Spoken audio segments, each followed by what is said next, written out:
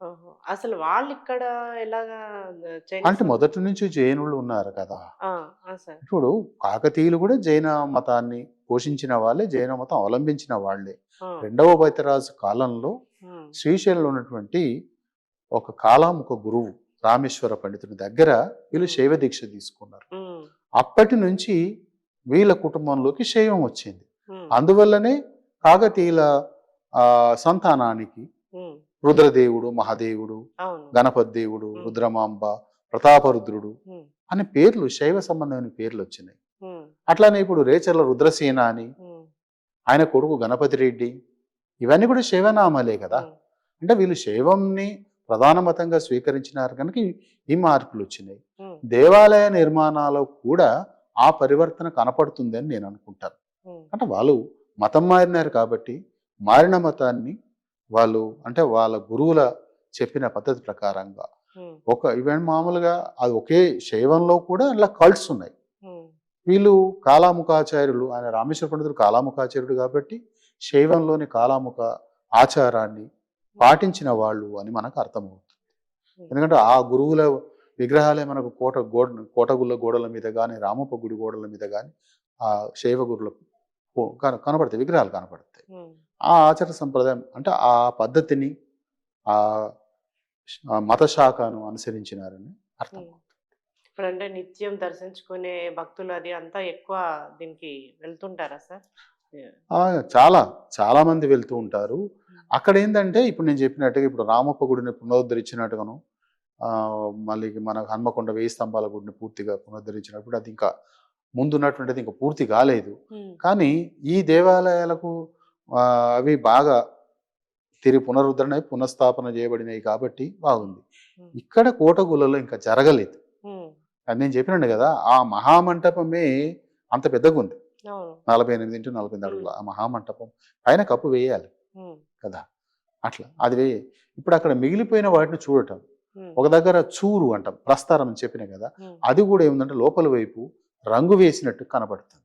హ్మ్. అసలు ఇంత అద్భుతమైన ఎందుకు సార్ అది? అంటే కోటగుళ్ళు.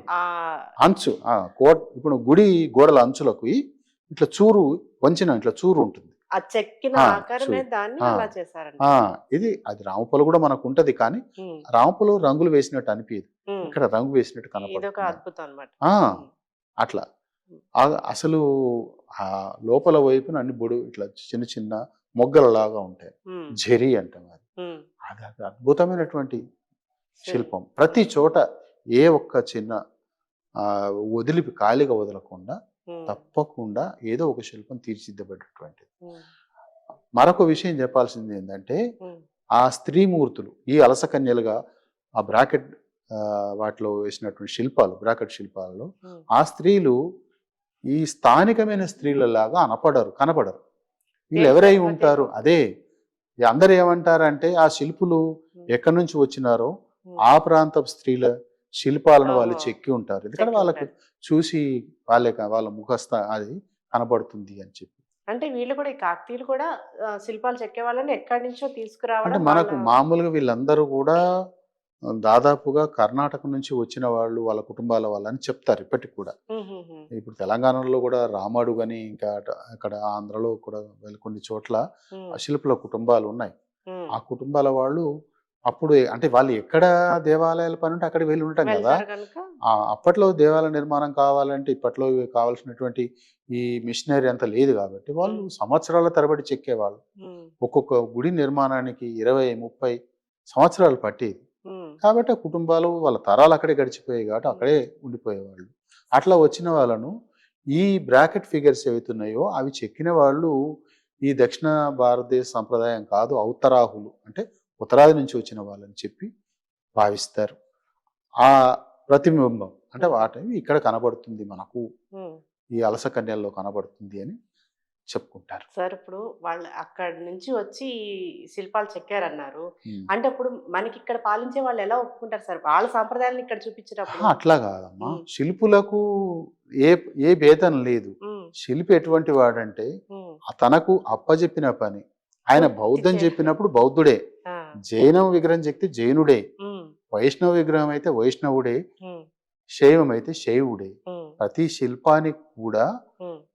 శాస్త్ర ప్రకారంగా ఉమ్, ఏం చేయాలో అంటే ప్రతి శిల్పానికి సంబంధించి ముందు ఒక రచన ఉంటుంది. ఉమ్, దాన్ని ధ్యాన మంత్రం అంటారు. ఉమ్, ఆ ధ్యానం అంటే ఉమ్, ఏముండాలో ఒక రచన, ఉమ్, శిల్ప రచన చేసుకుంటారు. ఉమ్, దానికి సంబంధించిన రాసి ఉంటాయి. ఉమ్, అంటే అది ఎప్పుడైనా కూడా ఒక చిరస్థాయిగా ఉండాలని ఉమ్, దాని కొలతలు ఉమ్, మామూలుగా ప్రమాణం, ఉమ్, శిల్ప ప్రమాణం ఉంటుంది. ఉమ్, అవి సప్త తాళ ప్రమాణం, దశ తాళ ప్రమాణం ఇట్లా ఉంటాయి. ఉమ్, ఆ ప్రమాణాల ప్రకారంగా చెప్తారు. అదే ప్రకారంగా రాసి పెట్టుకుంటారు. ఉమ్, వాళ్ళు చెక్కితే ఎవరు చెక్కినా ఆ ప్రమాణాన్ని పాటిస్తే శిల్పం అట్లానే ఉంటుంది, ఇంకొక రకంగా రాదు. ఉమ్, ముఖ కవలికల్లో తేడా రావచ్చునేమో, ఉమ్, అది ఉమ్. ఇక్కడ అంటే మనం మెజర్మెంట్స్ ఎలా ఇస్తాము, ఇది కూడా మెజర్మెంట్ ఒక ఇది. ఖచ్చితమైన మెజర్మెంట్స్తో ఉంటుంది. ఉమ్, అయితే వీటికి కూడా ప్రాంతీయత ఉంటుంది. ఉమ్, మనం ఒరిస్సాలో వెళ్ళి చూసినప్పుడు శిల్పాలు వేరు, ఉమ్, అస్సాం అటువంటి వైపు బెంగాల్ వంటి వెళ్తే అక్కడ వేరు, ఉమ్, మనము ఉత్తర భారతదేశంలో చూస్తే వేరు, ఉమ్, దక్షిణ భారతదేశంలో అంతకంటే వేరు, ఉమ్, మనకు తెలంగాణలో వేరు, మన కిందికి పోతుంటే వేరు, తమిళనాడు అటువంటి వెళ్తుంటే వేరు, ఉమ్, కర్ణాటకకు తెలంగాణకు చాలా దగ్గర సంబంధాలు ఉంటాయి. మళ్ళీ తమిళనాడుకు అటు కేరళకు ఆ శిల్ప భేదాలు అంటే కనపడతాయి. అట్లా ఇప్పుడు ఈ ప్రతిమ ఈ ఒక్క గుడిని చూసి మనం ఇవన్నీ గుర్తు చేసుకోవాలి. కోటగులు చూస్తే ఆ స్త్రీ శిల్పాలను చూసినప్పుడు ఇవన్నీ చెప్పుకోవాలి. ఉమ్, అంటే వాళ్ళు ప్రతిభావంతులైన శిల్పులు ఉమ్, వాటిని ప్రతిమలను రూపుదిద్దేటప్పుడు, ఉమ్, చేసేటప్పుడు ఉమ్, అంటే వాళ్ళది వాళ్ళు నిమిత్త మాత్రులు, ఉమ్, శిల్పులు నిమిత్త మాత్రులు. ఉమ్, కానీ వాళ్ళు ఎంత నిమిత్త మాత్రులు అంటే అద్భుతమైన శిల్పాలు చెప్పి వారు ఎక్కడ పేరు రాసుకోలేదు. ఉమ్. చెక్కిన వాళ్ళ పేరు అయితే ఉండదు అదే కానీ మనందరం గుళ్ళో చూసి ఉమ్, ఆ దేవుడు ఈ దేవుడు అంటాం, కానీ ఆ దేవుడిని ఎవడు చేసినాడో తెలియదు తెలియదు. కదా. అది ఉమ్. అంటే శాసనాలు వచ్చేమో మనకి ఎవరు పాలించారు, ఆ. ఎవరి కాలం నాటివని చెప్తున్నాయి. చెప్తున్నాయి. శిల్పాలు చెక్కిన తీరు చూస్తే వాళ్ళు ఎక్కడి నుంచి వచ్చి ఇక్కడ చెక్కారు అనేది మాత్రం మనం మనకి శిల్పశైలును బట్టి బట్టి చెప్పచ్చు. ఓఎస్ఎల్లో శిల్పశైలిని వీళ్ళు అంకరించినారు కాబట్టి ఉమ్, అటు నుంచి వచ్చిన శిల్పులే వీటి చేసినారు. ఉమ్, కాకతీయుల శిల్పుల ప్రత్యేకత కొంత మార్పు. ఉమ్, ఓఎస్ఎల్లో ఉండే శిల్పాలు ఏవైతుంటే బొద్దుగా ఉమ్, సౌష్టంగా కనబడతాయి. ఉమ్, కాకతీయుల శిల్పాల్లో స్త్రీ రూపాలు నాజుకగా, సన్నగా, భంగిమలు మారి ఉంటాయి. అట్లా ఉమ్, దీన్ని బట్టి ఇది ఒక ప్రత్యేక శిల్ప శైలి, ఈ నిర్మాణం శైలి. మళ్ళీ వీళ్ళు అటు దక్షిణాది ఓఎస్ఎల్ శైలిని, ఉత్తరాది ఇప్పుడు పైన ఉండే విమానం అంటాం కదా, నాగర విమానాలు అంటాం. ఉమ్, ఉమ్, నాగర, వేసర, ద్రావిడ అని 3 రకాల దేవాలయ పద్ధతులు ఉంటాయి. ఉమ్, ఉత్తరాది అయితే నాగర పద్ధతి, ఉమ్, దక్షిణాది అయితేనేమో ద్రావిడ.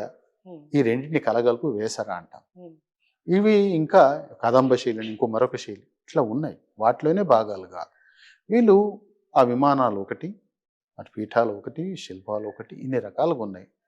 ఆ శిల్పాల అప్పుడు వచ్చిన పరిణామాలన్నింటినీ కూడా ఉమ్, ఈ తెచ్చుకొని దేవాలయాన్ని ఇంకా బాగా, ఇంకా అందంగా, ఇంకా గొప్పగా అనేది వాళ్ళ ఉద్దేశం.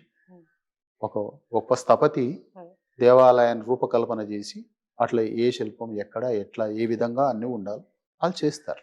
కానీ వీళ్ళు ఇప్పుడు చెక్కేటప్పుడు ఎక్కడెక్కడ ఇంతకు ముందు చేశారనేది ఏమన్నా రాసి పెట్టుకోవడం అది కూడా ఏది ఉండదా సార్? లేదమ్మా, ఏది అదేం లేదు, ఉండదు. ఏది లేదు. ఒక హోయసల దేవాలయాల్లో ఉమ్, కొన్ని శిల్పాల కింద మాత్రం వాళ్ళ పేర్లు ఉన్నాయి. ఆ, చాలా వరకు దాదాపు 100 మంది పేర్లు దాకా దొరుకుతున్నాయి అక్కడ. ఉమ్, అట్లాంటిది ఇక్కడెక్కడ కనపడలేదు. ఉమ్, ఎక్కడన్నా ఒక దగ్గర శాసనం చెక్కిన వాళ్ళ పేర్లు రాసుకున్నారు, ఉమ్. కానీ శిల్పం చెక్కిన శిల్పం వాళ్ళ చెక్కిన వాళ్ళ పేర్లు లేవు. అయితే మేము శాసనాల్లో చాలా మంది పేర్లు వెతికినాము, ఉమ్, అవి mention దొరుకుతాయి. చేస్తారు కదా. ఉమ్, ఈ శాసనాలు చెక్కిన వీళ్ళ గురించి, విశ్వకర్మల గురించి ఉమ్, ఈమెన్ శివనాయరెడ్డి గారు ఒక పుస్తకం శాసనాలలో ఉమ్, సంకలనం చేశాడు. ఉమ్, అందులో వీళ్ళ పేర్లు కూడా ఉన్నాయి. అంతకుముందే మేము తిరిగినప్పుడల్లా శాసనాలు సేకరించిన ఆ పేర్లు అన్ని రాసి పెట్టుకునేవాళ్ళం. ఉమ్, అవి అట్లా దొరికినాయే తప్ప ఈ గుళ్ళ మీద ఏమీ రాసి పెట్టుకోలేదు. రాసి పెట్టని పేరైనా అక్కడ రామప్ప గుడికి రామప్ప అనే శిల్పి అనే పేరు వచ్చింది. రామప్ప అనేవాడు నిజంగా ఉన్నాడా లేడా మనకి ఎక్కడా ఆధారం లేదు. కానీ ఆయన రామప్ప శిల్పి, ఆయన చెక్కింది అని. చెక్కించిన రాజు పేరు పోయింది, చక్రవర్తి గణపతి దేవుని పేరు పోయింది, రామప్ప పేరు మాత్రం మిగిలింది. ఇక్కడ కూడా అదే కట్టించిన గణపతి రెడ్డి పేరు పోయింది, కానీ కోటగుళ్ళని పేరు వచ్చింది. వాడుకలాగైతే ఇంకా కోటగుళ్ళు వీధి. మారు పేరు రావడం, అదే. మారు పేర్లని మనమే రకరకాల పేర్లు పెట్టుకొని పిలుచుకుంటాం కదా. ధన్యవాదాలు సార్. మీరు మా 6 టీవీకి మీ అమూల్యమైన సమయాన్ని కేటాయించి చాలా చక్కగా వివరించారు సార్. నమస్తే సార్. నమస్తే అమ్మా. చూస్తూనే ఉండండి 6 టీవీ, సామాన్యుని ఆరో ప్రాణం.